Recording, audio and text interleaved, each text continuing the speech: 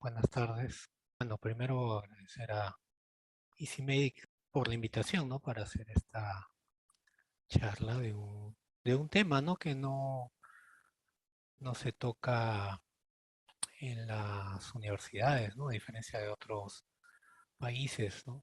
Nunca se deja este tópico, esta habilidad, la llamaría yo a los médicos radiólogos solamente.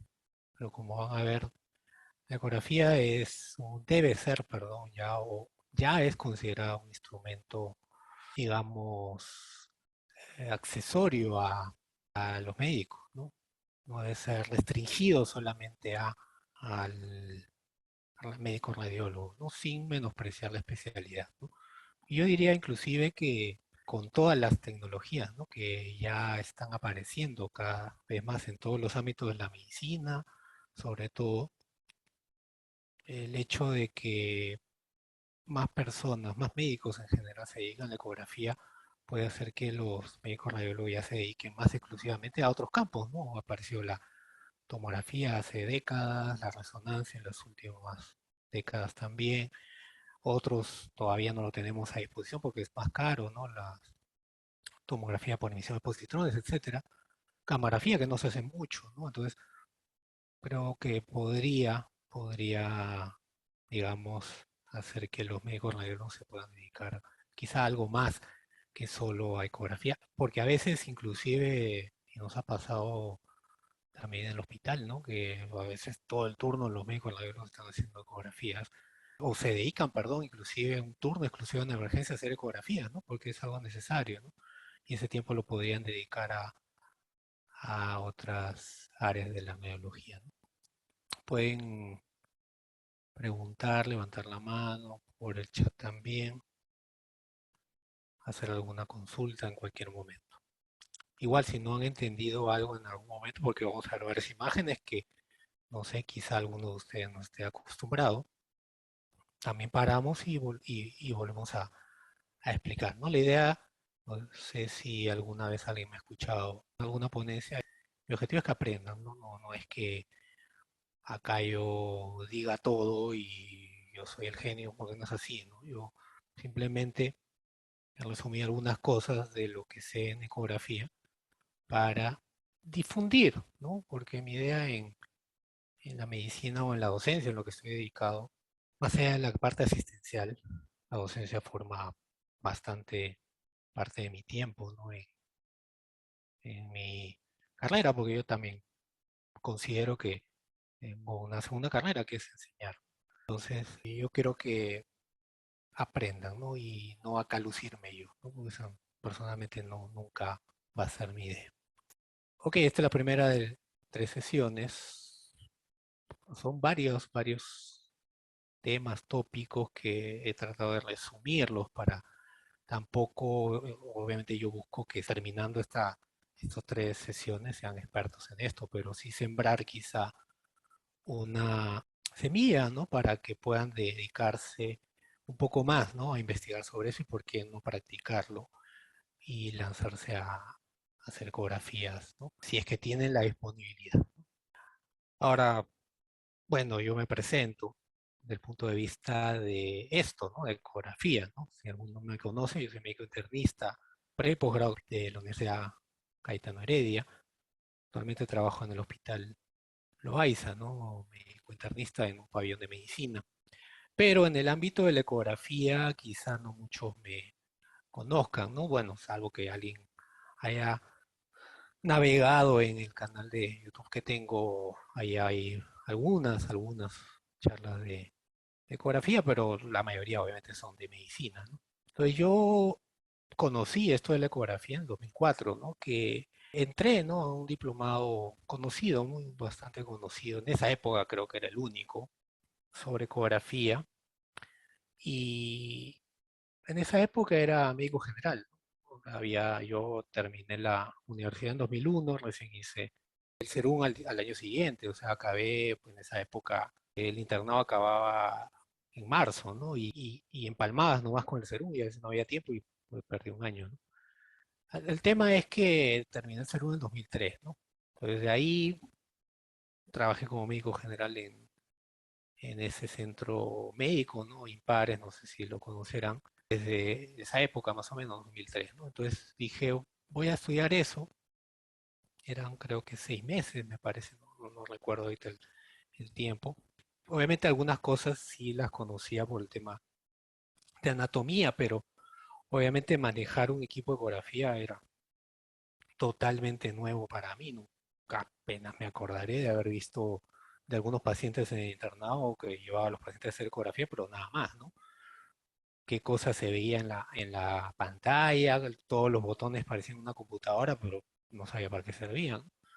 Los traductores, etcétera, ¿no? Pero en ese diplomado, si bien te enseñaban las prácticas me acuerdo que nos llevaban a, como campaña de salud, ¿no? O sea, alguno conocerá, a veces ahí nos llevaban a veces de médicos generales a hacer campañas a los jóvenes, etcétera, y en esa época nos llevaban esa igual, ¿no?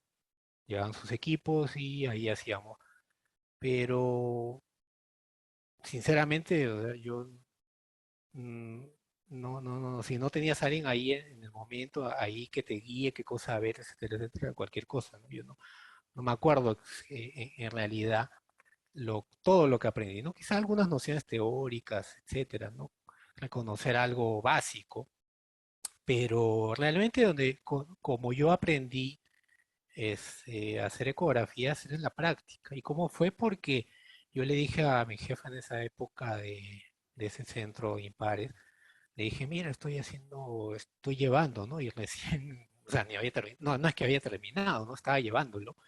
Y de ahí me dijo, mira, acá tenemos una máquina de ecografía, ¿no? Está ahí empolvada, nadie lo usa, pero es antigua, pues, ¿no? Era una máquina que será de los 70 80, pues, no, 80 debe ser, ¿no? Me acuerdo que era, sí, ¿no? La pantalla era pequeña, ¿no? Entonces era un lineal, pero que sí permitía estudiar a profundidad, ¿no? Y con eso empecé a hacer ecografías, ¿no? Al inicio como todo nuevo, como algo nuevo que uno hace siempre con temor y considerando que estábamos en un centro particular, al cual iban pacientes, ¿no? Y teníamos que hacer, obviamente, por el centro de Impares es un centro de salud reproductiva, solo me dediqué casi a hacer ecografías ginecológicas y por ahí obstétricas, ¿no? Poco renal, donde ya aprendí más el tema abdominal, ¿no? Renal, etcétera, y otras cosas que fui aprendiendo con cada paciente fue en el hospital, ¿no? Definitivamente. Por ahí al inicio de residente, y ahí por eso abrí una brecha, ¿no? Es que yo llevaba a mis pacientes a la UCI porque ahí tenían una máquina de ecografía, ¿no?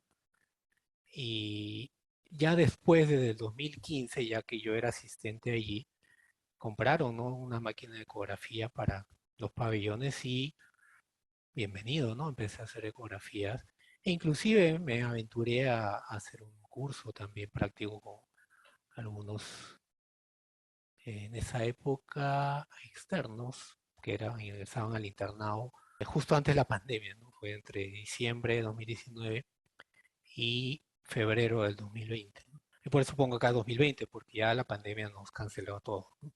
Ya desde ahí no he vuelto a hacer ecografías, pero sí, por ahí he hecho un par, ¿no? Porque se ha vuelto a abrir los pabellones de medicina, pero obviamente donde yo estoy trabajando ahorita no hay una máquina de ecografía. Yo no puedo hacerlas a mis pacientes, ¿no? Y es muy problemático desplazar una máquina de ecografía, ¿no? Porque es costosa, ¿no? No sé si conocerán el Hospital Loaiza, las distancias son muy largas, ¿no? Y las veredas y pistas que hay ahí están como hace 30 años igualitas con huecos. Y algo que hice adicional, ya para ir terminando mi presentación, obviamente para que no digan que como un médico internista me está enseñando a hacer ecografía, ¿no? Y este es un artículo, bueno, es un reporte de caso, ¿no? Que salió publicado, ¿no? Este caso lo tuvimos en el 2018, lo discutí, ¿no? Está también en el canal, pero lo configuramos para presentarlo como un reporte de caso, ¿no? En este caso es obviamente una ecografía de partes blandas, ¿no? Para diagnosticar, perdón, esta enfermedad, ¿no? Entonces, ya tenemos varios años, ya tengo, perdón, varios años haciendo ecografía. No me dedico exclusivamente a hacer ecografía, ¿no? Pero considero que sí tengo el conocimiento y la habilidad en hacer algunas cosas, ¿no? Por ejemplo, yo no me voy a meter en la vida a enseñar a nadie a hacer ecocardio, ¿no? Porque eso lo dejo a los cardiólogos, ¿no? Yo no me voy a dedicar a eso mismo. Si uno de mis pacientes necesita ecocardio, lo mando al cardiólogo, ¿no? Yo no me voy a aventurar a hacer eso. Nunca lo he hecho, tampoco invertiría tiempo porque, ojo, ¿no? Aprender a hacer ecografías es también inversión de tiempo. Porque al inicio van a ver como un televisor antiguo, ¿no? Cuando la señal se cortaba, no sé si alguno habrá tenido esa experiencia antes, ¿no? A la medianoche, ¡paz! Se acababa toda la programación y aparecía una lluvia, ¿no? Más o menos eso como aparece cuando no conectas el cable al televisor igualito, pero ahí te era con una bulla, ¿no? Ahora en los televisores modernos no se escucha la bulla, pero sí esa imagen. Pero conforme van a ir viendo imágenes y aplicando la anatomía, van a ir reconociendo los órganos. Entonces, no es nada difícil, no es nada difícil. Ok, entonces ya yo os presenté en cuanto a mi capacitación. Entonces, les pregunto a ustedes si han tenido, ¿no? alguna capacitación en hacer ecografía, ¿no? Formal, no, obviamente no que sean expertos, ¿no? Pero hay gente, conozco gente, ¿no? que ha hecho a veces un diplomado, no se dedica a esto, pero lo ha hecho, ¿no? Y después quiere retomar y hacer unos cursos, etcétera, etcétera, y dedicarse, ¿no? Ninguno ha tenido capacitación, esta es su primera, bueno, más allá obviamente de buscar en internet o ver videos, ahora yo lo diría una ventaja, ¿no? Yo lo considero, perdón, una ventaja, ¿no? Tener la facilidad de internet de tú poder adquirir conocimiento tanto de manera, digamos, para leer como para ver o escuchar, ¿no? A través de videos. Entonces, esto considero que es una época en la cual la mayoría de seres humanos pueden adquirir un conocimiento infinito si realmente invierten su tiempo en eso y obviamente no en actividades que también las hay, ¿no? En internet, que no aportan al conocimiento. Ok, ahora sí, nuestro preámbulo considero igual necesario. Vamos a lo que nos toca, ¿no? A la primera sesión. Esta es la agenda para la sesión de hoy. Pues primero que voy a hacer es mostrar los objetivos de aprendizaje que quiero que logren hoy día, ¿no? Por lo menos a más del 50%. Y no es difícil. Tengan su mente abierta. No piensen que al ver la primera imagen y digan, no reconozco nada, uy, se frustren y chao, ¿no? Apagan el Zoom. No es difícil esto, no es difícil. Poco poco a poco, y ojo, ¿no? También como les digo a mis alumnos en la universidad, ¿no? Lo que yo les pueda dar en la discusión del caso clínico, en este caso, en esta charla, no va a ser lo único, porque si me dedico a darle todo lo que deben saber, se van a aburrir a la primera hora, ¿no? De un tema, ¿no? Lo que yo siempre les pongo es lo mínimo necesario para que ustedes vayan hacia, si dependiendo cómo es su manera de aprender, si es más visual, van a buscar a internet un documento, una revista, manual en inglés, castellano, etcétera, etcétera, que tenga gráficos sobre todo. O si son más auditivos, además de visuales, van a ver videos que también hay, ¿no? Pero enganchense, ¿no? Enganchense con los temas que vamos a tocar acá para aprender un poco más. Y sobre todo después, aún así, vayan a ver clases en YouTube o busquen lecturas en internet, siempre buscar igual en YouTube algún video de alguna imagen ecográfica. Es muy diferente ver imágenes estáticas en ecografía que ver en el momento cuando están buscando los órganos. Les voy a mostrar la bibliografía base. Acá tenemos varias fuentes, sobre todo en las sesiones siguientes, pero una es base. Está en castellano, está libre en internet, la pueden tener, igual el link se los voy a mostrar también. Mencionar la utilidad, al menos como a mí me parece que la tiene la ecografía Obviamente, yo soy médico internista, ¿no? Lo voy a dirigir más hacia la medicina interna, ¿no? El curso no tiene nada que ver con ecografía, ginecología, obstétrica, nada, ¿no? Algunos principios físicos, ¿no? Que igual yo tampoco lo considero ser experto en física, solamente lo mínimo necesario que deben saber de física del ultrasonido para entender, digamos, la máquina del ecógrafo, ¿no?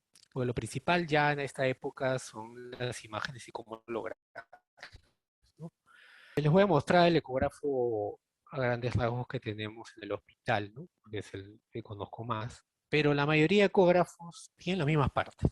Hasta el primero que yo usé para aprender era como un televisor portátil, ¿no? Chiquito, solo que un poco más largo, ¿no? Tal cual, ¿no? Era chiquito. Y ahora que son más modernos todavía, tienen las mismas partes, ¿no? Vamos a reconocer algunos planos de estudio, los modos de ecografía, mostrarle algunas imágenes de ecografía normal porque a partir de ahí, y así es como yo pienso que aprende también la medicina, pero lamentablemente se sigue, ¿no? Con el aprendizaje antiguo, ¿no? De ir a buscar patologías y nada más, en lugar de examinar personas normales y aprender a examinar primero lo normal y después, ¿no? A buscar signos anormales, ¿no? Y después de eso vamos a hablar de protocolo FAS, ¿no? Que ya vamos a hablar esto, o se describió inicialmente para atención en emergencia, en politrauma o politraumatismos, pacientes politraumatizados, pero pienso yo que se puede usar para cualquier, digamos, patología médica que obviamente tenga que ver con lo que vamos a evaluar en el protocolo FAS, ¿no? Y al final unas conclusiones, ¿no? Una especie de resumen de la sesión de hoy. ¿Qué quiero hoy que puedan lograr? Primero que reconozcan la utilidad de la ecografía, ¿no? La ecografía no me va a dar los diagnósticos. Eso es algo que lamentablemente muchos médicos creen hasta ahora, y hablo médicos, ¿no? Ni siquiera estoy hablando de internos, residentes. Simplemente, alguien tiene dolor abdominal, pa, yo no le pregunto nada al paciente, no sé si tiene diarrea, no lo sé, tu ecografía abdominal, y esperan sentados el resultado. Y lo peor, ¿no? Cuando la ecografía viene y dice, no hay nada, le dicen, no, no, tú no tienes nada, y te manda al psicólogo, ¿no? No, la ecografía es, así como cualquier examen de ayuda diagnóstica es eso, ¿no? Va a ayudar al médico a confirmar o descartar el diagnóstico, pero no va a hacer todo el diagnóstico. Como ya les dije, ¿no? Conocer algunos principios físicos del ultrasonido, identificar algunas partes y componentes de un ecógrafo, en este caso esa marca, a conocer algunas imágenes de ecografía normal, y a partir de ahí es enlazar, ¿no? Con primero el protocolo FAS hoy día y en las siguientes sesiones con el resto de órganos que vamos a evaluar. Esta es la bibliografía, es un manual en castellano, práctico, menos, a poco más de 100 hojas, pero son letras grandes y la mayoría imágenes, ¿no? Entonces lo pueden googlear acá, booksmedicos.org, y lo pueden descargar. Pesa bastante, así que es difícil compartir por mail, por esto, pero lo pueden bajar igual. Ok, utilidad de la ecografía. Obviamente de manera específica, ¿no? Ya les dije algo general, ¿no? Ayuda a mantener a hacer el diagnóstico, descartar algunas cosas, pero ¿para qué me sirve saber ecografía, ¿no? O sea, que el médico o estudiante también, ojo, sepa hacer o tenga algunas nociones básicas de hacer ecografía, ojo, ¿no? Yo no estoy hablando siquiera de saber que una imagen es anecogénica o ecogénica o cuánto megahertz tiene tal sonda, ¿no? Sino que el estudiante y el médico, general o especialista en cualquier especialidad, agarre el transductor y haga ecografía a sus pacientes. Bueno, en este caso, obviamente, aplicándolo a medicina interna, ¿no? Porque, ojo, ¿no? Los ginecólogos hacen sus propias ecografías, los cardiólogos, ya les dije, hacen sus propias ecocardios, ¿no? No es que lo mandan al radiólogo a que lo haga, ¿no? En primer lugar, obviamente, si tienes el equipo, ¿no? En tu lugar de trabajo. ¿no? Sea en tu consultorio, sea en tu pabellón donde estás trabajando en hospitalización, no lo sé. A ver, Daniel respondió, sirve como ayuda de diagnóstico. Claro, claro, es algo que mencionamos antes, ¿no? Pero le, les mencionaba algo más específico. Pero tomando lo que dice Daniel, ¿no? Entonces, pongamos que yo estoy pensando a grandes rasgos, ¿no? Ya vamos a hacer el ejemplo clásico, ¿no? Viene un paciente con dolor en hipocondrio derecho, ¿no? Hablando de medicina. Entonces yo examino, tiene dolor, por ahí dudo, es Murphy, no es Murphy. El dolor no ha sido súbito, sino ha sido progresivo, no tiene fiebre, no es ictérico. Entonces yo dudo por ahí. Puede ser una colecistitis aguda, pero también puede ser una hepatitis, puede ser otras cosas, alguna más en el hígado, ¿no? Entonces, si yo con mi mano examino, yo no sé si estoy tocando una vesícula dilatada o estoy tocando el hígado que está inflamado y por eso duele. Entonces, ¿qué hago? Al pie de la cama del paciente traigo el ecógrafo y en ese momento, inclusive con mi mano izquierda puedo estar palpando y al costado con el transductor puedo estar viendo qué es lo que le está doliendo al paciente. Entonces ahí veo, en ese mismo momento, que su problema no era la vesícula, sino era que su hígado estaba grande. Probablemente estaba comenzando, no lo sé, una hepatitis. Por ponerles un ejemplo, ¿no? ¿Qué pasaría si, uy, yo pienso, puede ser hepatitis, le voy a tomar el examen de sangre, las transaminasas, va a demorar 2 horas y eso si es que es la noche o la tarde, a nadie le va a tomar la muestra. Quiero saber si es un cólico biliar o es una colecistitis, no lo sé. Hago la orden de ecografía, pero para que la pague, si tiene CIS, no tiene CIS, tramitarla, sacar cita, el paciente ya se le reventó la vesícula. En cambio, si yo tengo ese conocimiento, que van a ver en la segunda sesión, que no es difícil, le hago la ecografía en ese momento, el médico tratante, porque tengo nociones de reconocer la vesícula y el hígado y diferenciarlos, y puedo ver si es una u otra en ese mismo momento. Estoy ganando más que solo saber el diagnóstico del paciente, tomar decisiones, porque es distinto si el paciente tiene una colecitis aguda, que si tiene un cólico biliar o si tiene una hepatitis aguda. El manejo es totalmente distinto en esas tres patologías, siendo el síntoma el mismo, dolor en hipocondrio derecho. ¿Qué otra cosa más o menos les he adelantado? Mejorar el rendimiento del examen físico y esto es aplicable no solamente para examen abdominal.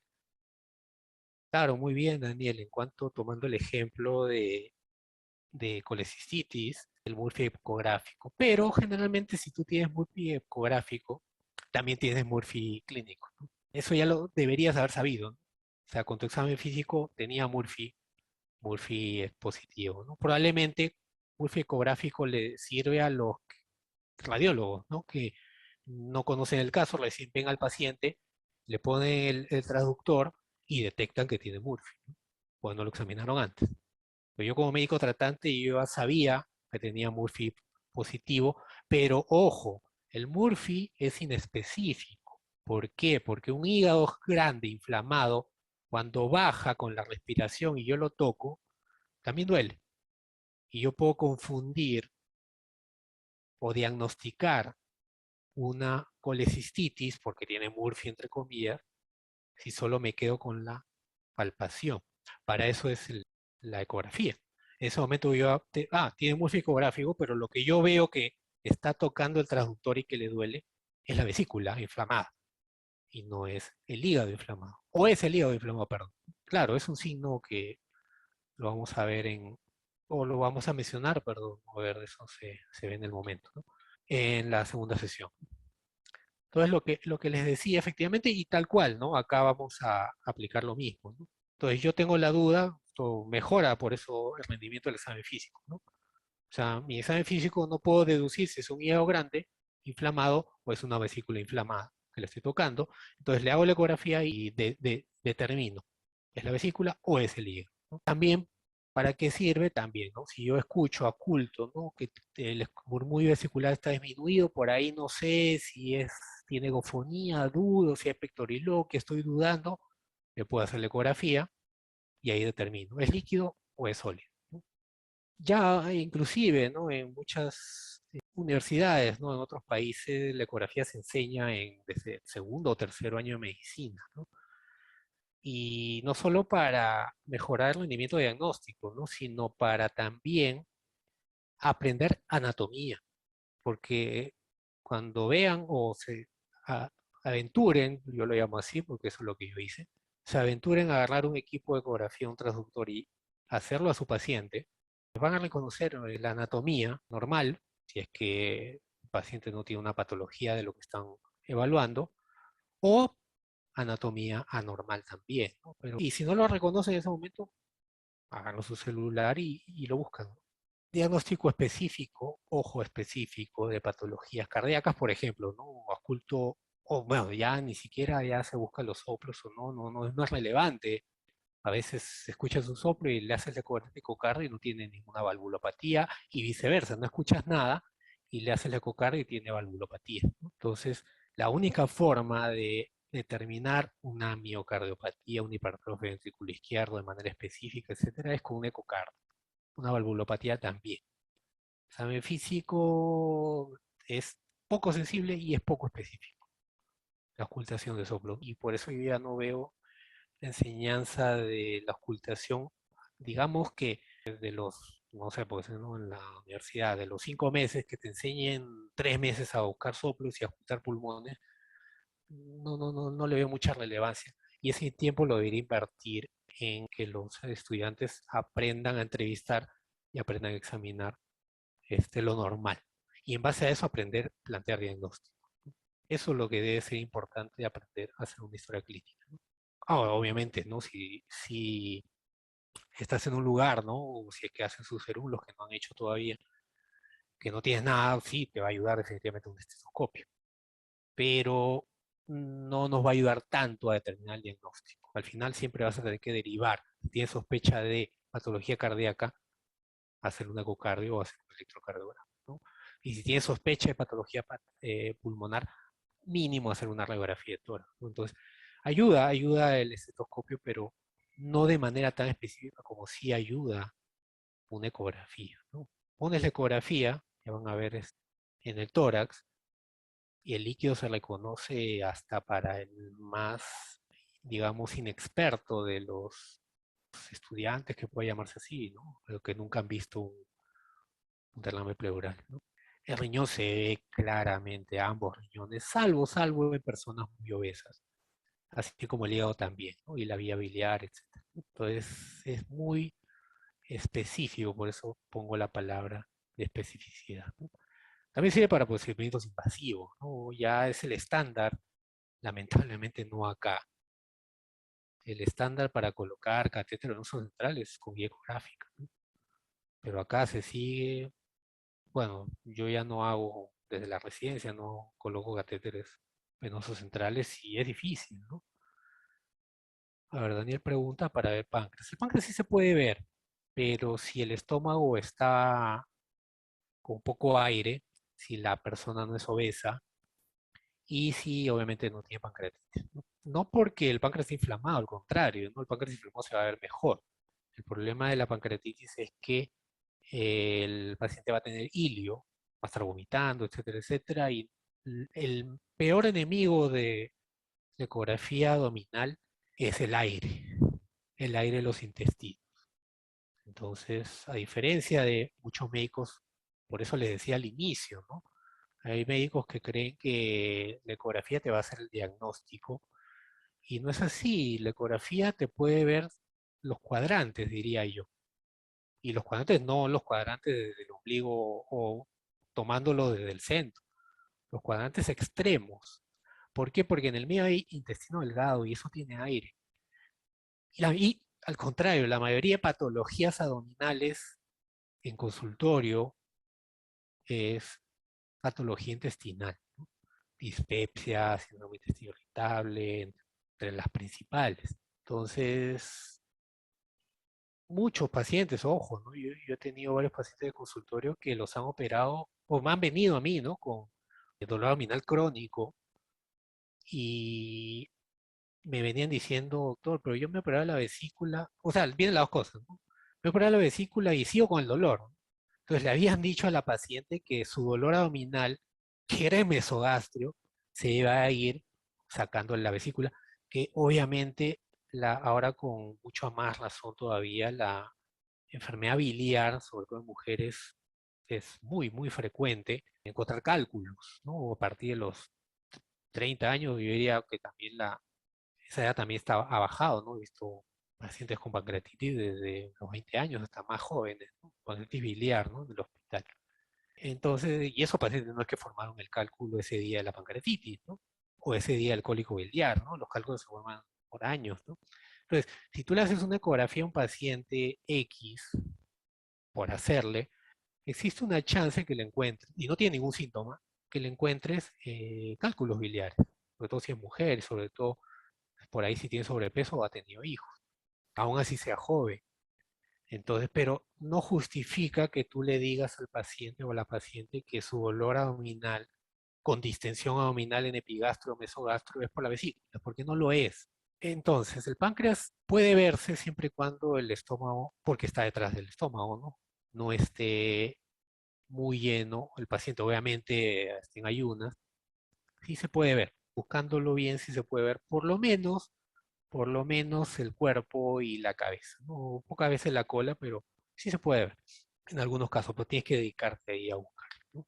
Entonces les estaba diciendo, ¿no? Los procedimientos invasivos, el estándar ya para colocar catéter venoso central es con guía ecográfica, ¿no? No es justo ya para los pacientes y es más rápido, ¿no? Y digo no justo porque a un paciente que le quieres poner, bueno, que ahora también le pone catéter hasta para poner Gravol, ¿no? Porque si la enfermera, bueno, sí, la enfermera que pone las vías dice, no, no, la vía está difícil, llame la UCI, ¿no? Ya se han mal acostumbrado, algunas, no puedo decir todas. Siempre en las profesiones, siempre hay gente que le gusta su trabajo y hay gente que no. Entonces, obviamente, colocar una vía difícil toma tiempo, ¿no? Así como tomar un AGA también, una persona difícil toma tiempo, ¿no? Lo más fácil para algunos es tomar la ingle, ¿no? Eso tampoco, ¿no? Pónganse en el lugar de esos pacientes.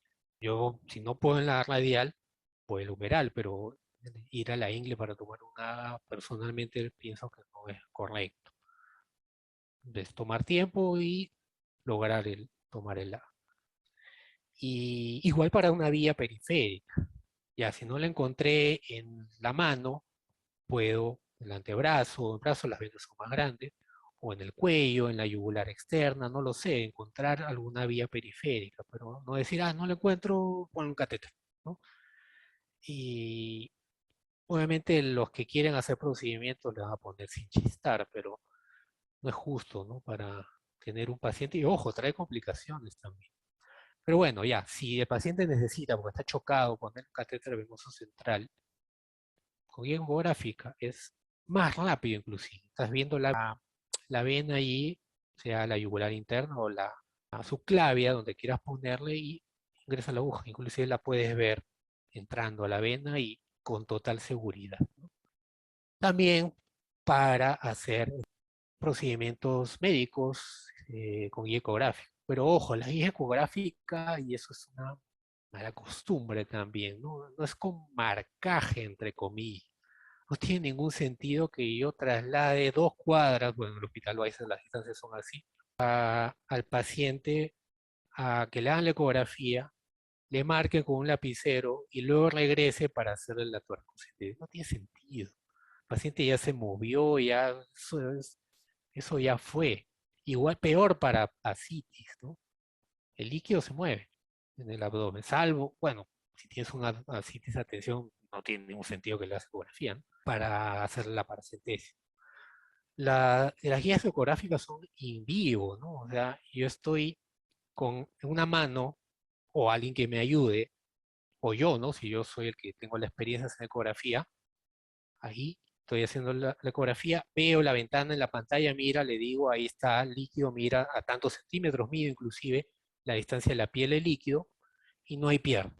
ahí le entras. Inclusive en ese mismo momento también lo puedes hacer con una previa asepsia y antisepsia y entró, saca líquido, ¿no? Igual para tórax, etcétera, ¿no? Ese marcaje es un invento, ¿no? Que no tiene sentido. Se puede hacer, como le decía, también para toracocentesis, ¿no? Esto es algo que no se usa mucho en la UCI, si lo usan en algunas UCI, ¿no? Que es para monitorizar el motor hemodinámico, ¿no? La vena cava inferior es un marcador muy sensible de el estatus de volumen en el paciente. Si el paciente está chocado y tiene la vena cava colapsada, quiere decir que está deshidratado. Entonces ahí le tengo que poner fluidos más que vasopresores. Pero si yo ya le pongo fluidos y la presión no sube y vuelvo a evaluar la vena cava inferior y ya está dilatada y no se colapsa con la inspiración, ya no tiene sentido ponerle más volumen, porque ya está la precarga normal o inclusive elevada. Entonces ahí el siguiente paso es poner vasopresores, ¿no? Pues es bastante útil para eso, ¿no? Inclusive si pueden revisar más a detalle el libro que les dije, hay tablas, ¿no? Tantos centímetros, tanto colapso me sugiere tanta PVC, ¿no? O presión venosa central. Esto es lo que les dije al inicio, ¿no? Debe complementar mi proceso diagnóstico. Y bueno, no solo internista, ¿no? También para un médico general, un médico de emergencia, etcétera, que yo pienso, tiene líquido, puede tener líquido en el abdomen, le hago ecografía, confirmo. Puede tener cálculos en los riñones, ¿no? Tiene un cólico por ahí, parece no va hacia abajo, pero por ahí tiene hematuria en el examen de orina, le hago la ecografía, tiene hidronefrosis, ahí está, ¿no? Ahí es por eso que tenía el dolor ahí, ¿no? Por eso es que tiene la hematuria, ¿no?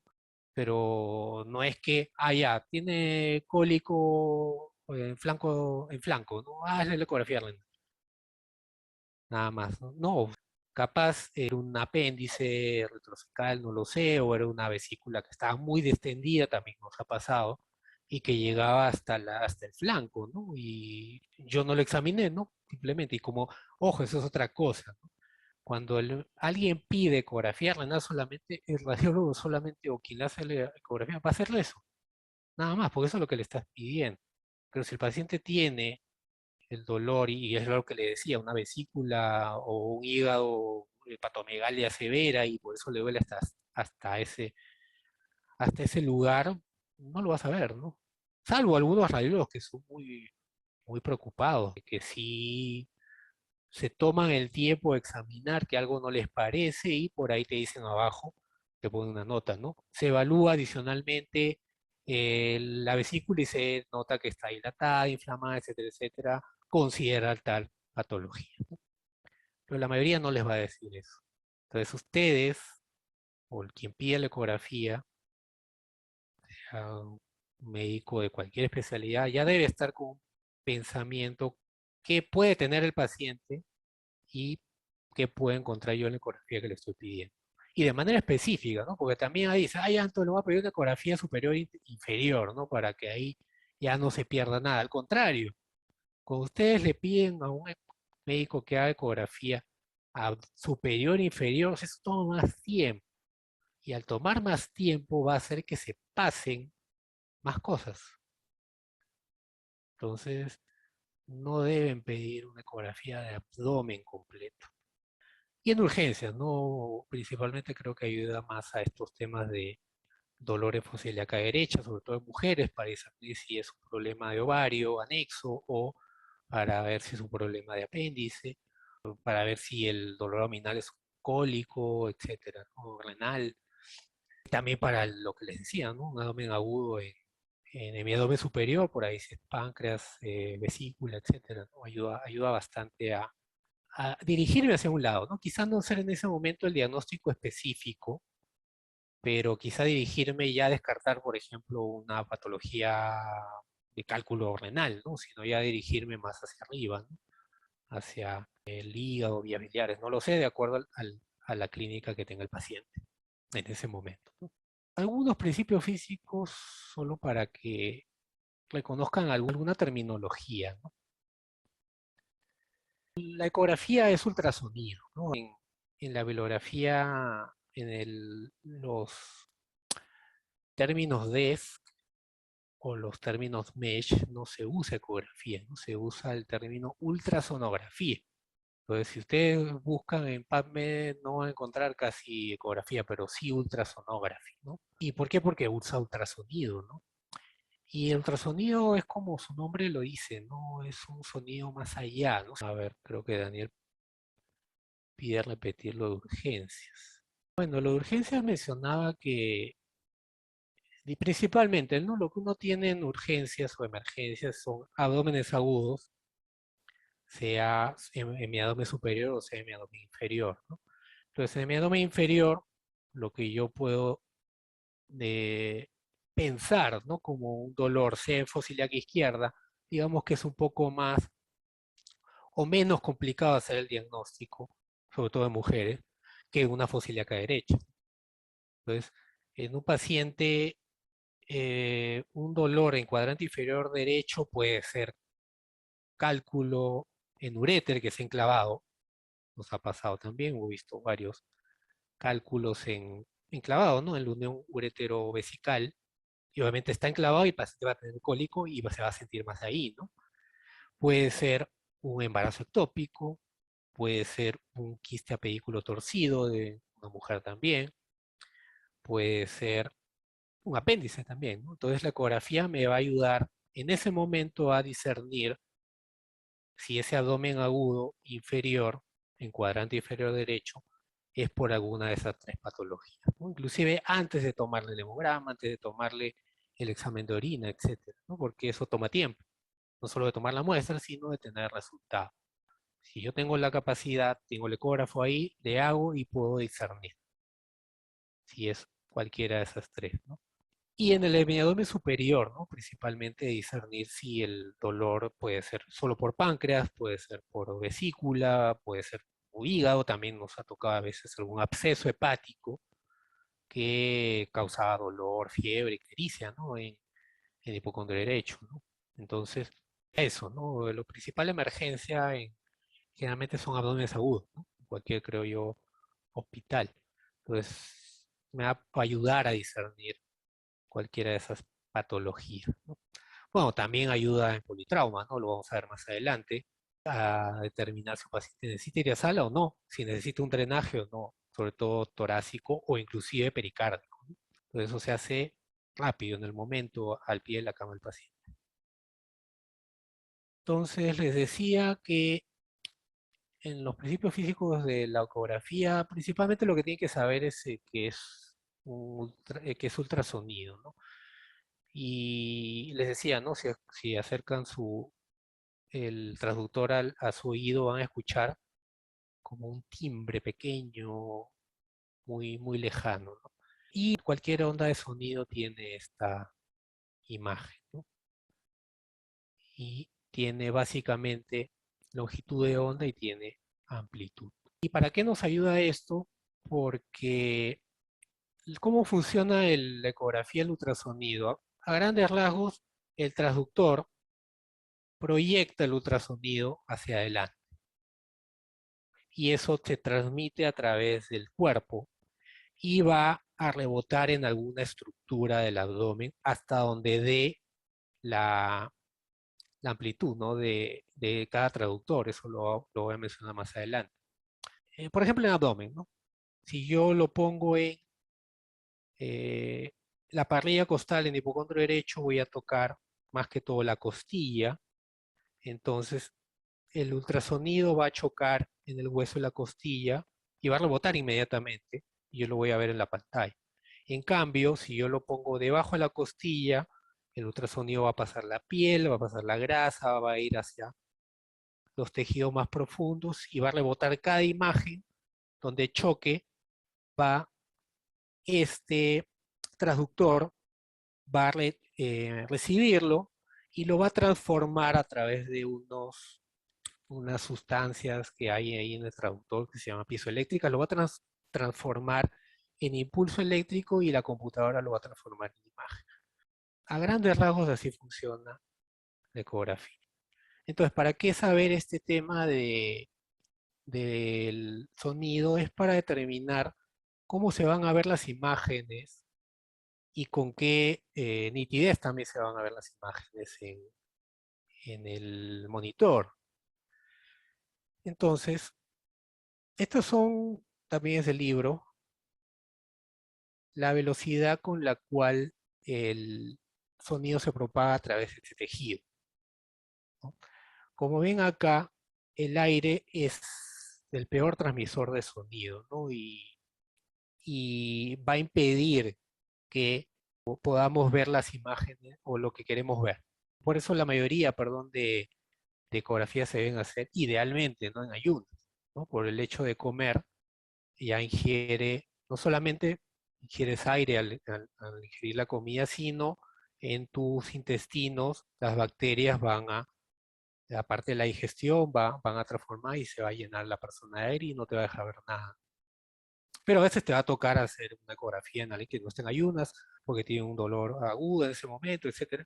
Entonces va a ser a veces difícil reconocer algunas estructuras, algunos órganos que estén superpuestas con los intestinos o con el estómago. Pero lo que sí se puede determinar son el líquido, el hueso definitivamente es inconfundible, y todos los demás tejidos que tengan líquido en su interior en mayor o menor grado. Entonces se va a ver o determinar de acuerdo a su intensidad, digamos, de color, ¿no? Se va a ver una graduación, que lo vamos a ver acá. Esto es lo que les decía, ¿no? La sonda, el transductor, proyecta ultrasonido y el tejido lo va a rebotar en mayor o menor medida. Y esto va a determinar que esta señal se pueda transformar en una imagen más nítida o menos nítida de acuerdo a tejido que estoy evaluando. Es un poco complejo, pero no quiero complicarlos más por los términos. Entonces, lo que sí quiero recalcar es que siempre deben usar un gel acuoso. ¿Por qué? Porque, como les decía, ¿no? Eso permite transmitir mejor el sonido. Porque si no ponen gel, acá en medio queda aire. Entonces no va a permitir un estudio adecuado. Esto es como se ven a grandes rasgos los tejidos, ¿no? Esto se llama hipoecogénico o anecogénico si es totalmente negro, comparado con el tejido alrededor. Esto es más oscuro. Esto se llama iso, igual ecogénico, porque es, si ven acá, ven una, digamos, masa en el hígado, es casi similar la densidad al mismo hígado, ¿no? Pero se determina que es una masa circunscrita, ¿no? Y acá se llama hiper, porque es mayor la ecogenicidad que el resto del tejido, ¿no? Que se ve blanco generalmente, como ven acá, ¿no? Acá se ve un poco mejor la diferenciación de las imágenes. Este es un corte transversal de el epigastro. Este es el lóbulo izquierdo de el hígado, esta es la vesícula, esta es la aorta y por acá sale el trococeliaco, esta es la arteria esplénica y esta es la arteria hepática. La anatomía solamente es un abdomen normal. Y pueden reconocer, ¿no? Hay imágenes más oscuras, como la vesícula que contiene bilis, que es generalmente líquido,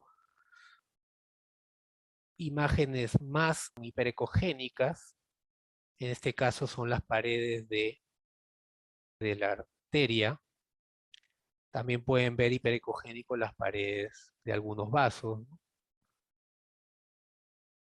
Acá no vemos hueso, que también lo pueden ver hiperecogénico, y acá ven la intensidad, ¿no? Lo más oscuro es líquido, sangre, grasa, y lo más blanco es el hueso. El aire también se ve blanco, pero un blanco irregular, ¿no? Lo ven como algo que se mueve ahí, que no puede, no deja ver nada. El músculo, el hígado, el riñón, ¿no? Acá se ve ya gris, digamos, ¿no? En este medio. Un poco más oscuro el gris acá y un poco más brillante, por decirlo así, o blanco el gris acá. Y esto es totalmente blanco y esto es totalmente negro. Y como les decía, tiene que ver con la amplitud de la, de la onda, ¿no? Pero lo que tiene que reconocer es esto, ¿no? Que una imagen es hiperecogénica si es blanca, anecogénica si es negra, hipoecogénico si está en este rango, ¿no? Esta es una imagen, por ejemplo, ¿no? De una vesícula. Acá se ve una imagen hiperecogénica, que es el cálculo, y no van a ver todo el cálculo, ¿no? Van a ver solo el borde superior porque ya después no va a dejar pasar sonido. El sonido rebota y la imagen se va a ver así. Pero lo que ven detrás es lo que se llama sombra acústica. Obviamente lo que está detrás de esto no va a poder ser visualizado. Pero esto es la imagen clásica de una imagen cálcica, no solamente un cálculo vesicular. También puede ser un cálculo renal, también puede ser hueso, etcétera, ¿no? Todo lo que contenga calcio se va a ver así. Una imagen hiperecogénica con una sombra posterior. Y así se ve, ¿no? Tal cual la distribución de las ondas. Y esto es lo que se llama y que también se ve acá. Si ven, comparan, ¿no? Esta imagen por acá, acá se ve mayor, ¿no? Esto es lo que se llama refuerzo posterior. Y ese ve es casi siempre después de una imagen líquida. Que acá se ve, esto también es una vesícula, en la cual todo el contenido es anecogénico, y detrás de esto se ve una imagen más hiperecogénica. Esto no es anormal, simplemente es un artefacto detrás de una imagen con contenido líquido.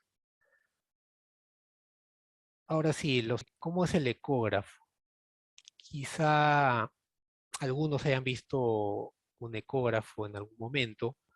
A grandes rasgos tiene tres partes, por decirlo así, ¿no? El monitor, donde van a ver las imágenes, los nombres, detalles, las medidas por acá. Es una ecografía doble. Acá son los centímetros que van a ver de profundidad. Y esta es la parte principal, la primera parte, ¿no? Esto es lo que la imagen del transductor, esto es lo que está más anterior y hacia atrás es lo más posterior, ¿no? O digamos hacia abajo. Este es el teclado. Después lo vamos a ver a detalle. Estos son los traductores. Acá falta un traductor que es el microconvexo que se usa para generalmente ver entre las costillas, casi siempre para hacer ecocardio, ¿no?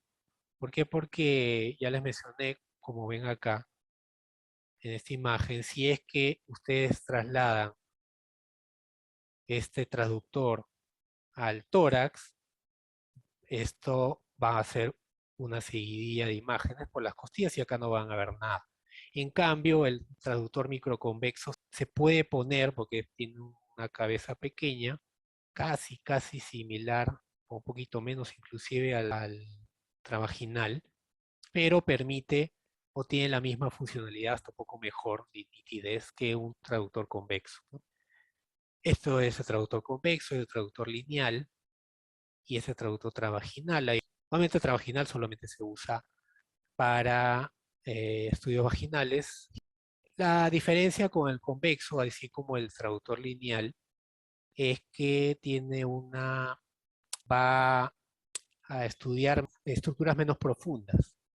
A diferencia del traductor, como ven acá, convexo, que pueden haber, si no es muy nítido, acá 5, 10, hasta 15 centímetros de profundidad. El traductor lineal apenas va a llegar a 5 centímetros y el, el travaginal por ahí también, ¿no? Pero el útero se puede ver de la distancia es muy corta, ¿no? Entonces se ve nítido y se ve claro. Y el traductor de lineal sirve para ver partes blandas, articulaciones, a ver, alguna masa en el cuerpo superficial, ¿no? Esto es una vista, perdón, más cercana al traductor convexo, que es el que se usa habitualmente para estudios, se usa para estudios abdominales, ¿no? Otro no se puede usar porque ya les dije que necesitamos profundidad. Lo que sí tienen que tener en cuenta es esto, cuando vean un traductor, eso se les va a quedar más que todo cuando no tengan práctica. Esto se llama muesca.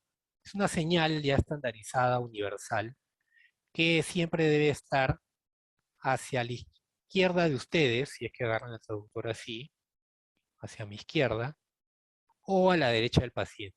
Pero para mí es más práctico mencionar que esté a la izquierda, o hacia arriba. O sea, la única que yo debo mover es así, ¿no? Si yo uso transversal, hacia la izquierda esta muesca, y si yo quiero usar un corte longitudinal, hacia arriba.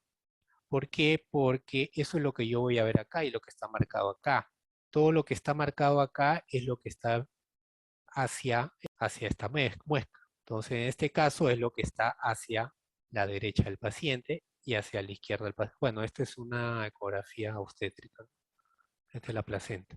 En abdomen, ¿no? Pongamos que esto sea el hígado, ¿no? A ver, vamos a poner la imagen real del hígado acá, ¿no? Entonces, si yo tengo el transductor acá, si yo tengo la muesca hacia acá, voy a ver la parte hacia la derecha, que es el hígado, la vesícula, etcétera. Pero si yo lo agarro al revés, voy a confundir, porque igual las cosas me van a salir a este lado,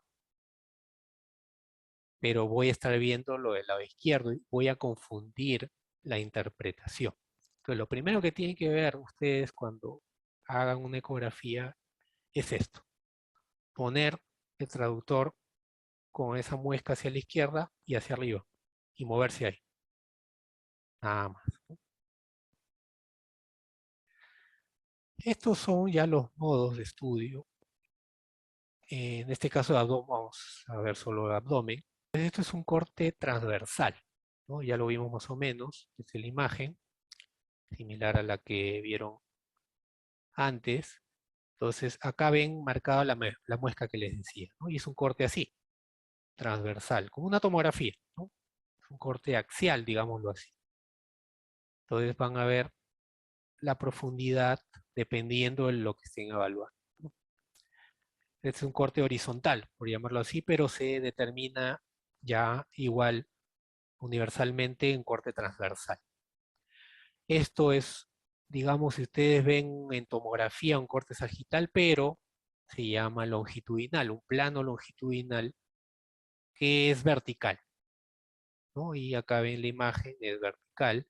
Esto igual, ¿no? Pueden hacer un abanico hacia la derecha, un abanico hacia la izquierda, todo lo que van a ver es longitudinal y se va a ver así. También lo pueden mover de manera oblicua, ¿no?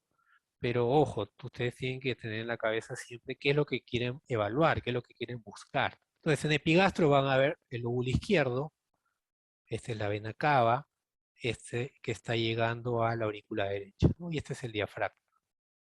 Y estos son vasos, ¿no? También lo vamos a ver en la segunda sesión, cómo diferenciar los vasos subrahepáticos de los vasos portales. Y esto determina, obviamente, de acuerdo a esta posición. Siempre esto va a ser anterior. Nuevamente, si la muesca está hacia arriba, esto va a estar superior, por eso cabe en el corazón. Y hacia abajo está la parte inferior, ¿no? Si siguen bajando, pueden ver la aorta y sus ramificaciones en otro corte, ¿no? Porque este es el corte de la vena cava inferior. Y esto es un plano real coronal que es por esta vía, ¿no? Para ver el hipocondrio, en este caso el hipocondrio derecho. Y es el más usado para ver el hígado y el riñón. En este caso ya no sería anterior, ¿no? Sería más cercano al transductor, más lejos del traductor. Esto siempre sería igual, acá no lo han marcado, pero esto debe estar hacia arriba la muesca para que yo vea hacia arriba el hígado, ¿no? Hacia abajo, este es el riñón, es un riñón normal. Este es el espacio de Morrison. Estos son los modos, ¿no? El modo B es el que han visto, o 2D también se llama, o bidimensional, el que usamos casi la mayoría que hacemos ecografía. El modo M es un modo que se usa casi para todo, en cardiología, ¿no? Para ver las válvulas, medir acá las dimensiones, sacar áreas, etcétera, etcétera. Pero también se usa en estudio de pleura, en estudio pulmonar. ¿no? Para ver determinadas características, si es un pneumotórax, si también se puede usar eso. Y esto es el Doppler, ¿no? El Doppler que colorea las zonas que tienen flujo. Obviamente lo que tiene flujo son los vasos sanguíneos, sea arteria o sea vena. Ojo, el color no dice que esto es arterial o venoso. Lo único que dice el color azul o rojo es que se está acercando o se está alejando de la fuente. No dice otra cosa, ¿no? Bueno, las sesiones o el curso no está dirigido para enseñar Doppler, pero es una manera de diferenciar, ¿no? Porque a veces yo puedo confundir, ¿no? El colédoco con la arteria hepática o la vena porta y no sé cuál es. Entonces, como el colédoco no tiene un flujo continuo de bilis, puede ser hasta estacionario, puede ser haber éstasis inclusive, porque si yo busco un paciente, le busco la vesícula es porque sospecho que tiene colestasis. Entonces, se va a ver sin colorear, ¿no? Entonces, este sería el colédoco. Y lo que se ve coloreado sea la arteria, la vena porta, ¿no? Pero ojo, ¿no? El color no te dice que esto es arteria, ¿no? Eso no sáquense de su cabeza. Alguna vez se va a coincidir, pero no es una definición, es una simple coincidencia. El Doppler te ayuda más que todo a determinar que esto es un vaso sanguíneo. Lo que te va a determinar si es una arteria más allá del color es por ahí las ondas Doppler que han visto acá. Y lo otro es lo que van a ver, ¿no? La pulsación. Una arteria pulsa, la vena tiene varios latidos, ¿no? Es diferente. Eso es la manera de reconocer o diferenciar una arteria de una vena. No sé si hasta acá hay alguna pregunta porque vamos a tomar un pequeño receso de lo que hemos hablado hasta ahorita. Daniel pregunta por chat. ¿Cómo reconozco si es arteria o vena? Como mencioné hace un ratito, cómo diferenciar si es arteria o vena no es el objetivo del curso, pero a grandes rasgos no es por el color, sino son dos formas. Uno es verlo allí, en ese momento, cómo es el flujo, cómo se pinta. Si se pinta así, entra y sale, es una arteria. Y si la mayoría de venas tienen un flujo continuo, a veces hay unas ondas pequeñas, se pueden ver en el Doppler acá en esta imagen, pero es un flujo continuo. Entonces van a ver el color que no se modifica, ¿no? Salvo que muevan el traductor. Pero azul y rojo no tiene nada que ver con que sea arteria o vena. Este, digamos, es un flujo arterial, ¿no? Pulsátil. Pa, pa, pa, pa, pa. Así también lo pueden reconocer si ya se hacen más expertos. Yo sí tengo poca experiencia en Doppler, sobre todo en estas ondas, porque puede hacer reconocer una arteria, una vena, diagnosticar trombosis venosa, etcétera, pero estudiar estas ondas Doppler no, ¿no? Pero esa es la forma de reconocer en ese momento, ¿no? Si yo tengo duda, ¿para qué lo puedo usar en estos casos, por ejemplo? ¿No? Acá si reconocen la anatomía más adelante, no se deben confundir. Pero si en otro caso yo tengo duda de que esto sea aorta o sea vena cava, le pongo el Doppler. Entonces, la aorta tienen que ver que es un pulso así, ¿no? Uno, uno, uno, dependiendo de la frecuencia cardíaca del paciente. En cambio, bueno, la vena cava sí tiene un pulso, pero no es así, ¿no? Son varios pulsos. Pero si van más abajo o estudian otras venas, el flujo es continuo casi, ¿no? Entonces, esa es una manera de reconocer o diferenciar una arteria de una vena. Y lo otro, lo que les decía, es si le pueden poner este modo de Doppler pulsado, se llama, van a ver las ondas así, ¿no? En cambio, en una vena van a ver o un flujo medio continuo o unas pequeñas ondas o varias ondas. Eso, digamos, es a grandes rasgos cómo diferenciar un vaso sanguíneo, que como les decía, ¿no? A veces puede ayudar para que los que no tienen mucha experiencia en diferenciar el colédoco de la arteria o vena porta, pueden colorearlo y hay diferencias, ¿no? En este caso, en este corte, ven acá que la vesícula no se pinta, ¿no? Tiene contenido líquido, pero no se pinta. Este círculo tampoco se pinta, debe ser el colédoco. Esto podría ser la arteria hepática o esta no podría, con una sola foto, esta es la vena porta y esta es la vena cava, que es más grande, ¿no? Daniel pregunta también el modo B. El modo B es este. Este es el modo B. Todo lo que hemos estado hablando es modo B. El modo M, que igual también tengo poca experiencia en eso porque se usa más en ecocardio, lo que ve es, digamos, a ver, ¿cómo ponerte un ejemplo? No ve toda una sección, ve solo una línea. Como yo no poner todo esto, sino solo una línea. Entonces ve todo lo que se está moviendo en esa línea. Por eso es que se ve así, ¿no? Lineal. Por eso es que se usa para corazón, para ver las válvulas, ¿no?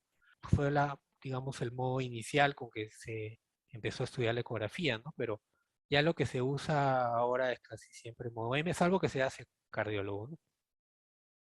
¿Alguna otra consulta? ¿El modo B es el bidimensional o el 2D? El Doppler sirve para estudiar vasos, ¿no? Más que todo.